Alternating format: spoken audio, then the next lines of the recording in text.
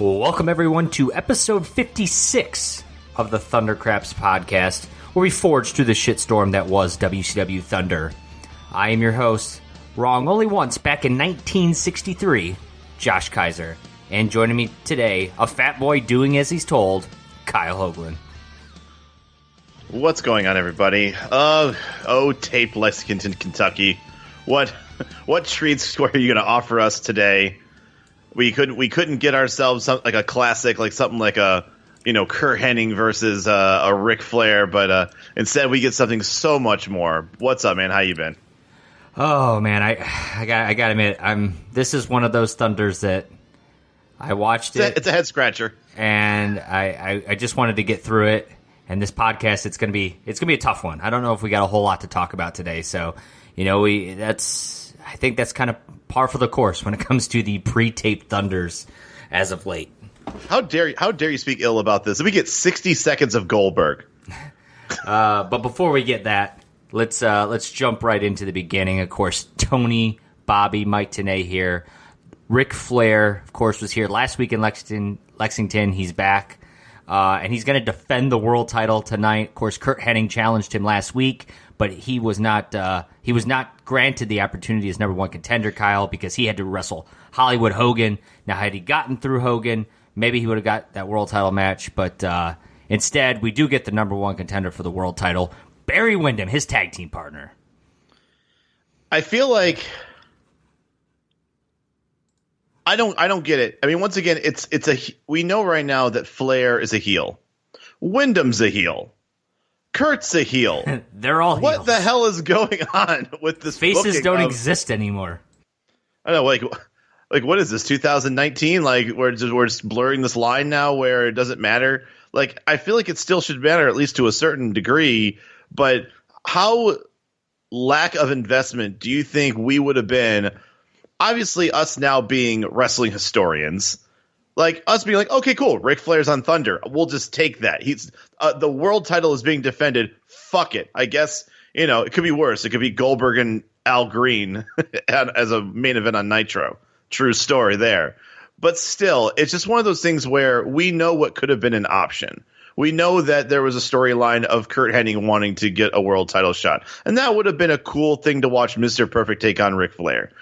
But instead, we get, the other former Horseman, and well past his prime, taking on Ric Flair in a main event in a match that Ric Flair is not going to drop the title.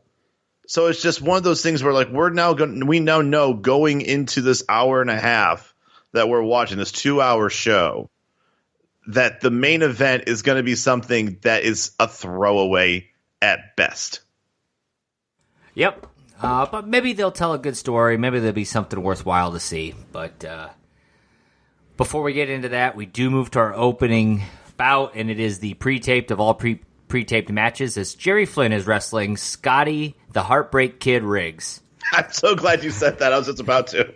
Dude, his pants are literally Shawn Michaels' pants, and he's got the heartbreak, like the heart with like a dagger.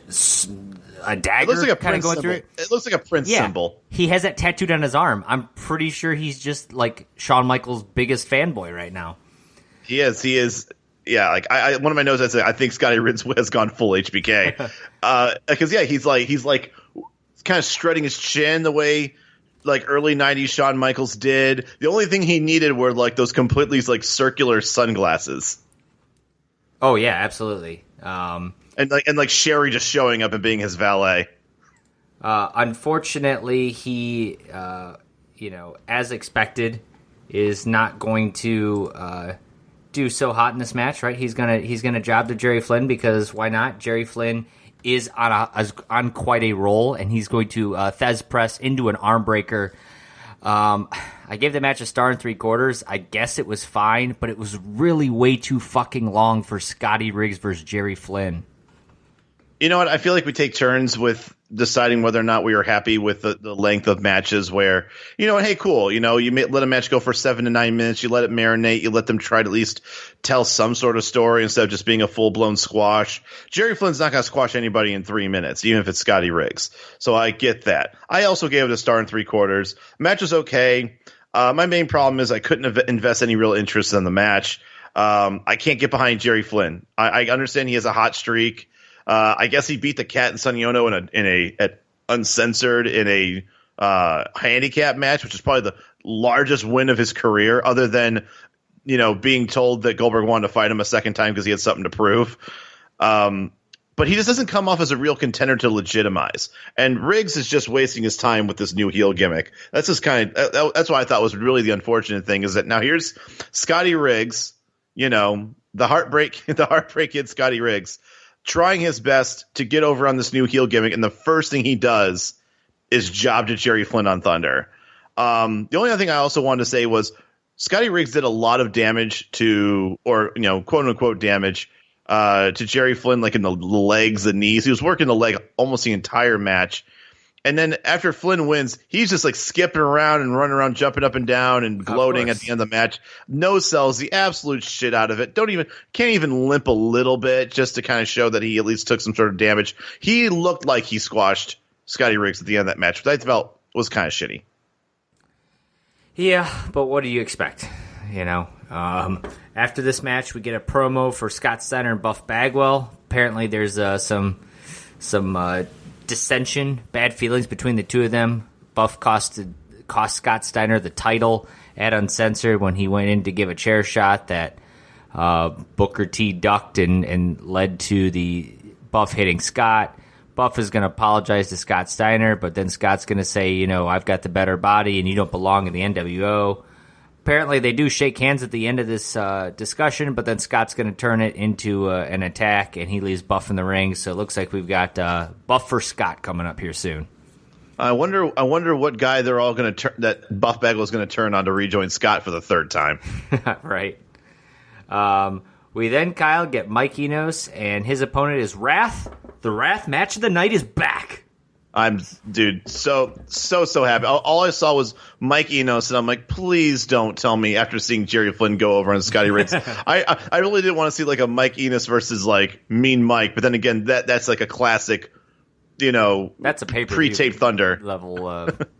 That said, when I saw it, I was a little concerned. We hadn't seen Wrath in a while. I'm like, are they really going to fully bury Wrath at this point? As for the match, though, they do not bury him. Of course, Wrath is going to win. He's going to use the death penalty in the meltdown.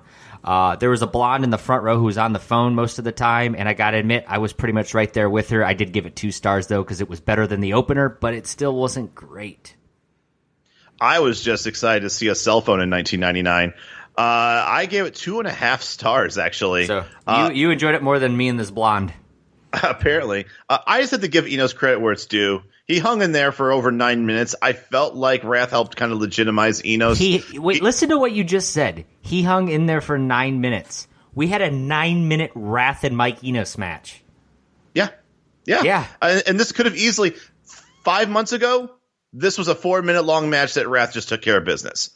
So I get what they're doing. It's like I said, I have to give credit where credit's due, where they say, you know what, let's let them have a match. Let's let it carry through. Like, to put in perspective, remember Saturn and Wrath? I went back and watched it. Saturn and Wrath had a match, remember? And we thought it was probably one of the better matches. And I feel like ultimately Wrath went over on Saturn. That match was 6 minutes and 48 seconds. This was 9 minutes long. This was longer than that match. Yeah, brutally long. But once again, like, in the end, guys, it's called the Wrath match of the night for a reason. All right, so it's good to see him back.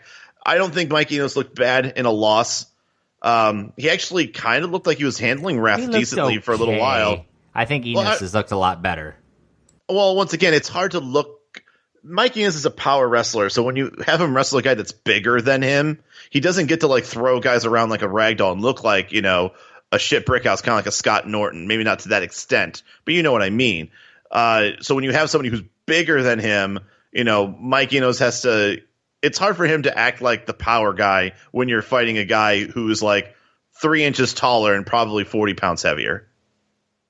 Yeah, no, I know what you're saying.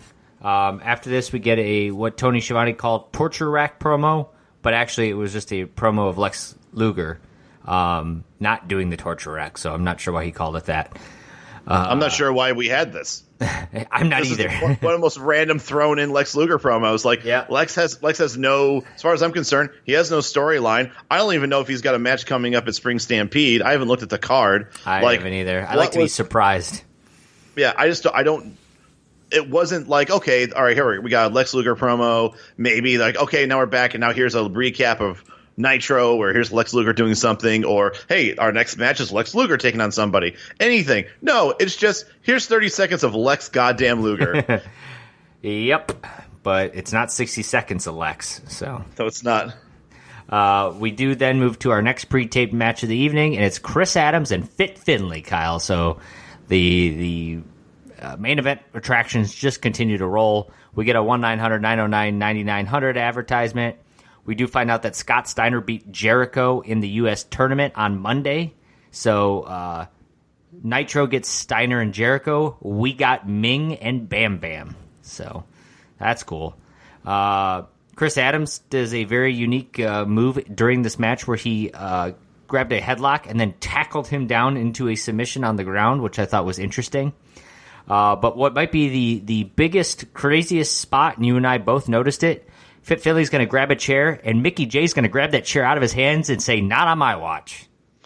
Mickey J, man, you are the most like unpredictable, like inconsistent referee when it comes to shenanigans on the outside.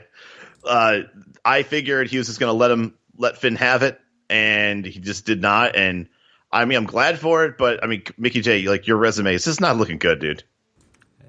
No. Ultimately, Fit is going to win this match with the Tombstone. I gave it a star and 3/4, and I believe it was said quite nicely by Tony Schiavone, or maybe Heenan. I think it was Heenan. Break out the tea and crumpets. It's over, and that's just how I felt about this match. I thought it was 3 straight matches we've had tonight now that are just incredibly slow, and yet my star and 3/4. You feel stronger about this one. I mean, I gave it 2.25 stars, but I'm not saying because the match was like riveting, and I felt it was fine. Well, I felt like it was pretty standard. It wasn't. I felt like the match was okay. Like, there was nothing. I don't have anything so much against it. I do understand maybe the match got a little slow at times, but the thing that really got me was Tony, Tenay, and Bobby, I think, just had a ball just being in the recording studio for this, because they just had so many quips. I'm glad you brought this up. With this match. Yeah, they were off the fucking rails on this entire show, but I think we both commented during this match especially because they were just all over the place. Yeah, like, I mean, I was watching the show. To me, the match itself was background for listening to those guys. Like, I felt like it was a funny radio, like a morning television show of 3 guys bickering. So I just liked, if we're talking about this 8 minutes of just a pure entertainment, I felt like it was slightly under the Wrath Mike Enos match for me. And since I gave that 2.5, I gave this a 2.25. Okay. We then get a Benoit Malenko promo. Literally nothing. Why not? Yeah, but just because we got to fill some time, so we'll show them.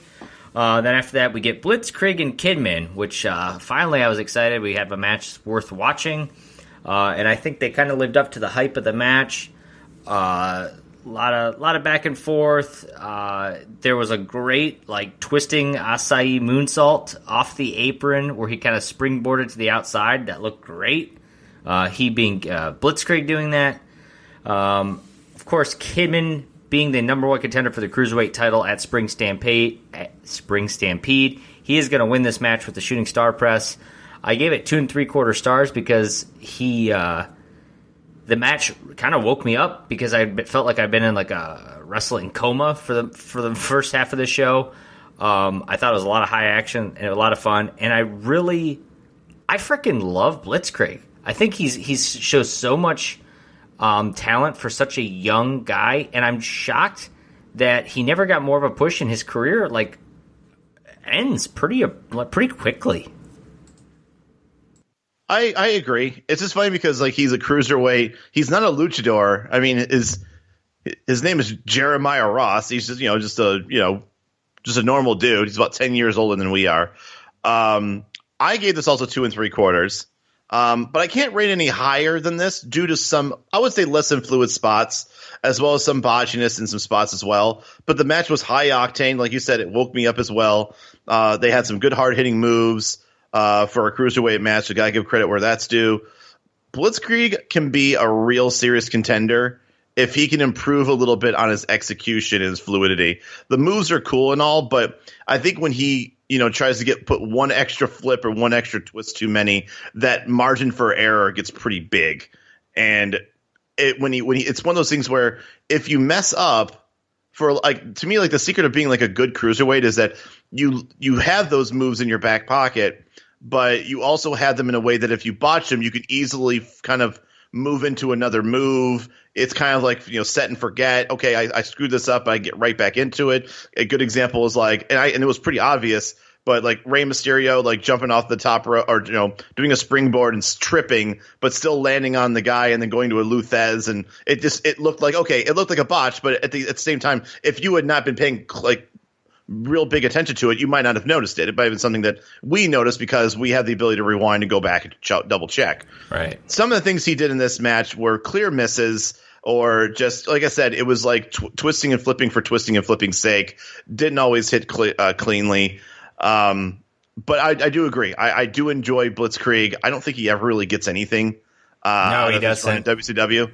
But it was a cool breath of fresh air. It was a good, kind of like remove yourself away for a moment from like the normal Ray Hoovy, Kidman Chavo kind of foursome that they've been going with. So it's nice to kind of break the monotony from time to time. Well, this next match is going to get us right back to the monotony because it's fucking Horace in action against Glacier, or the artist formerly known as Glacier, or the artist that is currently Glacier in Kaz Hayashi. Glacier Hayashi. Yeah, I actually folded laundry while I was watching this match, so there was some use for it. Horace is going to ultimately win this with the H-bomb, which is a really shitty-looking Samoan drop of sorts or something. I gave it a star and 3/4 because I felt like all of these matches tonight are too long for the people in the matches. Well, you're not going to like this. Because I gave this maybe 2.5 stars. Yeah, I saw this and I was like, holy shit, what is this guy thinking right now? So first of all, what do you think? To put in that perspective, still, once again, Tony Heenan and Bobby are fucking hilarious throughout this whole entire match as well. Had a great time listening to them. And actually, overall, I thought the match was better than Chris Adams and Fit Finlay, that I gave 2.25. So, once again, I don't know how to explain this other than to say I was A-okay with this match. Horace didn't look like a pile of dog shit. So I feel like I'm grading on a curve of a Horace Hogan match. Kaz had some decent offense. I feel like he was fighting back. I don't think there were any botches. There was something wrong with the match. Like there wasn't like your classic Horace being Horace and forgetting how to walk in front of his left foot over his right foot, which we've seen a lot of times in his matches. I don't care for the booking of the match. Obviously, that's not going to get any points for me. But once again, I think that seems to be the theme of this Thunder is that, hey, you and you, get in the ring. You and you, get in the ring. But honestly, there were some nice high-flying moves. I felt like the chemistry was half decent. I've always kind of liked the idea of like a smaller guy being taken on by a much bigger guy, and kind of like the comeback that the cruiserweight of the smaller guy is fighting back on. And ultimately, this is how Horace is going to look. As any way, shape, or form going to look good is that he gets to have a rag doll to toss around a little bit. So for that, the entertainment on TV, I'm not. Let's remove the fact this is Horace. Let's remove the fact this is Kaz Hayashi. I think overall, what was in the ring was very passable, and because it's Horace and Kaz Hayashi, and they actually did a half decent job, and the commentary was still hilarious. Once again, 8 or 9 minutes. I've rated matches that were shorter with better stars that I've rated lower because I felt that amount of time wasn't as entertaining as the 8 minutes these guys gave me. I don't know what to make of this. After this, we get our first replay of the night. It's showing the match we saw last week on Thunder, where Ming is actually going to beat Bam Bam Bigelow as we kicked off the United States title tournament. We then followed up with the replay of Jericho losing to Scott Steiner. And it looks like he jobbed pretty cleanly to Scott on Nitro as well. For part of the did tournament. you watch the same thing I watched? Because no, he didn't. Did I miss something? Scott Steiner did a blatant low blow that Bill Silver didn't see. A low blow, yes, but like for Scott Steiner, that's pretty clean. Well, I guess. I mean, once again, it was a low blow that he was able to then put that right into like basically his signature belly to belly and then put him in the thing. To me, I mean, once again, Jericho. It looked like the match looked pretty good. Like from it very what well I could saw, have been right. But it's just one of those things where like. To me, I guess it's clean. It wasn't regard, like NWO like bullshit interference. It was just I get that. It was just heel tactics of sorts. So yes, it wasn't straight up by the books, but it could have been much more, dastardly, I guess. I can go with that, but sometimes I feel like a low blow is like the easy way of for a heel to win a match because to protect if you hit someone, if you kick someone in the dick. Like you're out for the count, man. Like if you can almost anybody can get their finisher after a kick to the dick. I'll tell you who might be unaffected by a kick in the dick, and that's our next combatant who is in the United States tournament, and that's Saturn, of course, as he's coming out rocking a dress and continuing his spiraling down into some weird place that he's heading now with the corset and the eye makeup or the fucking contact lenses and the makeup. The Marilyn Manson theme. Yeah, he's really trying to get weird here. And he's going to be wrestling Booker T, who, of course, is our current television champion. So kind of an interesting combination here with these two. Fucking hate it. I don't disagree with you there. The match, though, was pretty good, back and forth. There is a sleeper hold, which I feel like we saw a sleeper hold in every match tonight, with the exception of maybe Kidman and Blitzkrieg. We get an 8-count punch in the corner where Booker T's face is going to be under the dress in Saturn's dick. But the camera gives us the worst angle in the history of angles for that shot there. Saturn's going to hit a huge splash off the top. We're going to get a 110th Street slam by Booker T, an axe kick, but it's going to be like a random roll-up pin for Booker T. So I got to admit, I gave it 2 3/4 star. I thought the match was solid for the two of them, but I thought the ending was unexpected for multiple reasons. Not just Booker T winning, because I was a little surprised to see maybe that Booker T wins this in this fashion, but also how he went about winning it. See, I don't think that's very surprising at all. That's how he beat Bret Hart to become the U.S. #1 contender. Remember that? So you're saying Booker T's new finisher is a roll-up pin? I think the last 3 wins that we've seen him do, he has won either with obviously like accidental outside interference with a chair or with a roll up. So like I haven't seen him do like the Harlem Hangover or the missile drop kick in a while. I don't know if maybe he's still nursing an injury, so he's not doing too much in the top rope. He seems to be much more grounded since he's come back, and so I don't know if maybe that there's something to write about with that. I gave it 2.5 stars. Yes, you're right. I gave it the same rating as Horace and Kaz Hayashi. Good match. You guys can send your hate tweets to @HoagieBoom on Twitter. Once again, I thought it was a good match.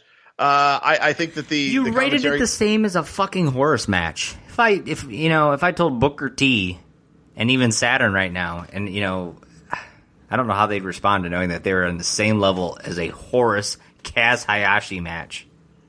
You know what? I bet you they have nothing but respect for the nephew of one Hollywood Hogan. To say that they're in the same echelon, I think they would take that as a compliment. Booker T looked good, and then also Saturn didn't look bad in a loss. That's the whole point of doing a roll-up. When you have two what feels like faces, I don't know. Saturn's I don't know where he's at now. Plus, he's been kind of siding with Raven again. So I don't know what's going on ultimately with Saturn. He feels like a floater. I feel like he's always been a floater. Even when he was like friends with Raven, I never could boo the guy. But once again, the whole idea of the roll up is that making where he doesn't look like he's jobbing to like Booker T's finisher. My only problem with it is I think the match got a bit too slow at times, and I don't think these guys don't really have the best chemistry in the world in the ring together. But I think it was made up by the fact that both of them are naturally gifted wrestlers. So it was fine, but I don't know. There were just parts where one wasn't selling the other's offense as good as I think I've seen other people do. And that's the reason why it got moved down to the 2.5 stars, comparing it to the Horace Kaz Hayashi, because I think I had more negatives to say about this match. I don't even know who you are these days. After this, we're going to get 60 seconds with Goldberg, which is we got a countdown on there that flashes numbers counting down from 60 with different clips of Goldberg. And then after the 60 seconds are over, we get an additional 15 seconds or so of Goldberg. It's the same promo. It was made in '98. We saw this promo. Yes, we did see it before. You're right. It's so old that we actually got to see Fit Finlay still with the mullet, because he was in there getting jackhammered all to hell. And I walked. I'm like, who the fuck is that? And I paused. I'm like, oh, that's Fit Finlay with a mullet. But it was like the Belfast Bruiser. Remember him? Oh, the good old days. Good old days indeed. We then are going to move to our main event, Kyle. It's Ric Flair defending his World Heavyweight Championship against Barry Windham. Very early into the match, the crowd is chanting something. Were you able to make out what they were chanting? No, but I saw that the people in the crowd were like chanting away from the ring. Like there was something going on in the crowd, and there was people just kind of like looking that way and chanting something. Like maybe somebody was doing something dumb, and so it kind of got, it kind of distracted people away from the actual, action in the ring. But no, right. I couldn't make out what they were actually saying. It's going to get Flair to get on the microphone. He's going to talk about taking home all kinds of women, including the one guy's wife. Then, call some guy fat. As for the match, it was. Oh, did you have anything you want to add about that? I know. Oh no, not that part. But no, I was just saying. Like, I love how a happily married man who has had his wife in angles, within the last couple of months, and then now he's a heel, and he's like, I'm gonna take all these women home and bang them. I'm like, all right, man. I mean, seriously, since he's been back, even as a face, I mean, we've been talking about like when the Horsemen were reformed, about how whenever he gets on the mic, that dude just wants to bang everybody. Yeah, he does. There's a reason that man has slept with a lot of women. As for the match, it was decent at times. I guess it's kind of what you'd expect from Barry Windham and Ric Flair in '99. Flair's going to get his ass exposed, but the camera's going to awkwardly cut away and like just pan around to people in the crowd. Like it was like, when you're staring at a woman's chest and then the woman looks over at you and you have to like pretend like you weren't staring at her chest. Right, you kind of glance into the corner of like a room or something. Yeah, and you play it off, and it's like totally not smooth. I feel like that's what happened when they're like, "Oh shit, Flair's ass is on the screen," and they cut to like the most random like camera angle and just like panned around the crowd. Super awkward there. But the story they're telling in this match is Ric Flair has Charles Robinson kind of in his pocket because Robinson is going to do some slow counts for Barry whenever Barry Windham was in the was pinning Flair. At first, the commentary team was kind of not sure if that's what was happening, and then it became very obvious. At one point, Charles Robinson's going to like run in a circle around him before he goes down to make the pin. Eventually, Arn Anderson's going to come out as Windham is in the figure four. He's going to pull Windham to the ropes, so Windham's going to break up break the submission. And that's the ending. That's just that we end like that. It's just they did that. There's no ending to the match. Apparently, Barry Windham's still number one contender. I don't know what happened here. I gave it 2.25 stars. I really didn't like the way it finished, but I kind of enjoyed this. If we're gonna push Flair as a heel and Charles Robinson kind of as his lackey or something, this is a good way to do it for Thunder. But other than that, it was kind of a weird, abrupt ending to Thunder. Yeah, I couldn't forgive it. I gave it 1 3/4 stars. Booking was stupid. Barry Windham has no business being in a world title match, yet that's what we got as a main event. And I like the inclusion of Little Nate fucking over Windham. That was one thing I was okay with. And for the most part, Flair was dead man walking. Like it looked like Windham had this match like done multiple times, which also I didn't like. I didn't like the idea that Barry Windham is literally beating the ever-living shit out of Flair and looked like he had Flair dead to rights on multiple occasions in this match. I don't like that type of storytelling because I can't believe it. So that's one problem I really had with it. But the one thing I really did not care for the most was actually the inclusion of Arn Anderson, the way they did it. If you wanted to put him in a storyline in some way, I don't care about that. That's fine. It makes sense as long as you actually play it up better. It seemed like the commentary team were just like, oh, there's Arn. Oh, it's kind of like they're like, oh, he pulled Barry Windham. Oh, it looked like he said something to Barry Windham, and now Barry Windham's now walking away. Well, we're out of time. We'll see you later. We're like, because Windham, as far as what's going on right now, Windham is a pretty big rival, I guess, of Flair. I mean, I guess if you're comparing other people, sort of. Like, Windham at least has some sort of story. I get it. He kind of like turned his back on the Horsemen, and you got Kurt Hennig, who wanted a match as well. He's a tag partner. And Arn Anderson is Flair's best friend. I get that, there might be some interesting, yet maybe polar opposite, views of why these guys would get together and do something. But it's clear that Arn Anderson instructed Windham to walk out of the match. And Windham seemed to be fine with it. And Wyndham's like, oh, I got you, and started walking away. So obviously there's going to have to be something to answer for that. I hope that it gets explained on Nitro or the next Thunder. But once again, there's no reason for this to happen, but the commentary didn't seem to be that animated about it with the fact that Arn is actually talking to Windham and Wyndham's listening to Arn. There should be more. You should be explaining to the TV audience that shouldn't be happening. Like, Windham shouldn't be listening to Arn. Windham should hate Arn.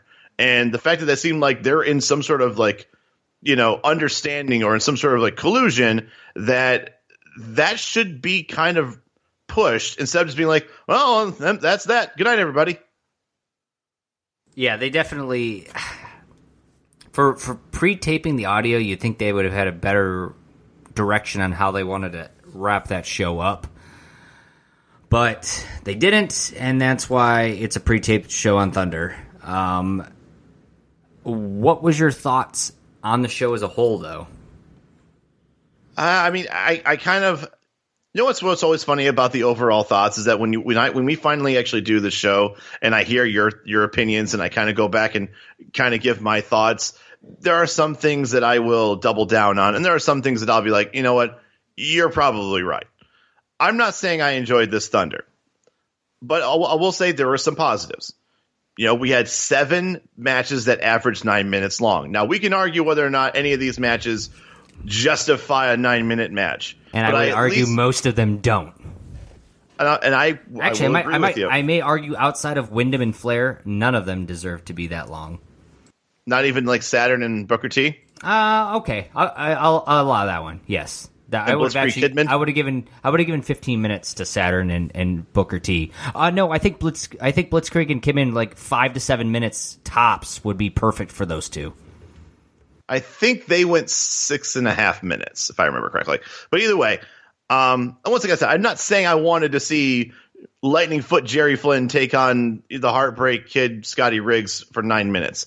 I just appreciate that they're being given the time to play out an entire match. Because when are they going to be able to do that? They're not going to have many opportunities to be on TV and try to get over the crowd. It's hard to get over on a crowd on a 2 or 3 minute match unless it's a full blown squash, which is not going to be a Flynn Riggs match. They're not going to do a 3-minute squash. None of them deserve that either. So if you're telling me, would I rather see a 3-minute squash of Flynn winning or a 9-minute match where both of them are going back and forth and somebody comes out on top? Sad to say, I'd take the latter than the former. I did like the Kidman Blitzkrieg match, but that was to be expected. I think that we've seen this match, I think, a couple weeks back, and it was a good match then, too. What was not to be expected was me actually enjoying a Horace Hogan match. So once again, I got to give kudos where they need to be given. Once again, minus the fucking name of the finisher and the finisher itself. I actually was enjoying this match, even with the lack of reasoning for them to wrestle. But once again, this card had a lot of wrestling matches and not a lot of storytelling. And we also got a lot of random as fuck promos with Goldberg, Luger, Benoit Malenko, Steiner Bagwell. And the thing that made it even worse is that none of them are on this fucking show. And none of them have any meaningful storylines that have anything to do with anything on this particular show. So it's for one thing that if you're going to have a Lex Luger promo, then here's a Lex Luger promo. And now we're going to go to Nitro where Lex Luger did some shenanigans. Or here's a match with Lex Luger. Like that to me has been my problem with these rando things, these random promos, because they're too random. They serve absolutely no purpose other than to fill in the white noise of this show. So I had to take some points away from that. I think there were more good than bad on this show, barely. But I think ultimately the biggest bad stain of this show and any episodic television show is that you could have easily not watched Thunder and you would have been none the wiser, and you never, ever, ever want to walk away from a show thinking that. Unfortunately, it happens way too much with Thunders, especially the pre-taped ones. I pretty much hated this Thunder, I think. Yeah, we had a good cruiserweight match that was fun. I was enjoying the main event and the story they were telling, but I thought it just abruptly ended and it was weird. And outside of that, like you said, a lot of long matches and some really pointless promos that were just thrown in there. Like they must have just, like you said, it's like they just went, preload a Goldberg promo now. And the guy just found one from last year and is like, I'm going to load this one up right now. All right, insert a Lex Luger promo. Really? Okay, well, that's what we got. So let's just... At least the Lex Luger promo was from this year of him being in the Wolfpack. I guess, but it still just seemed like they just had a random stack of tapes, and they're just like, we need to make this card go a little bit longer. So play a Luger promo, and give me 10 minutes of Jerry Flynn. And that was our show. That was the formula for the show. And honestly, when my quotes were as boring as they were to open the show, and those were the best quotes I could find for this show, that just leaves you to know what I thought about Thunder 56. That said, what did you all think about Thunder 56? Let us know. Let us know what you think about the Thundercraps podcast. Of course, we're on all of your podcast listening devices. Leave us a review. And then you can always go find us on social media as well, at Thundercraps on Twitter. We're on Facebook, all of that. And, of course, thundercraps.com for all of our previous 55 episodes and counting. And then that said, go check out Thunder 57, April Fool's Day, Kyle, 1999. We're going to be live, and the joke's going to ultimately be on us, I'm sure. But for Kyle Hogan, I'm Josh Kaiser, and we will see you next time on the Thundercraps podcast. We are inverted reverse European uppercuttingly out of time. See ya.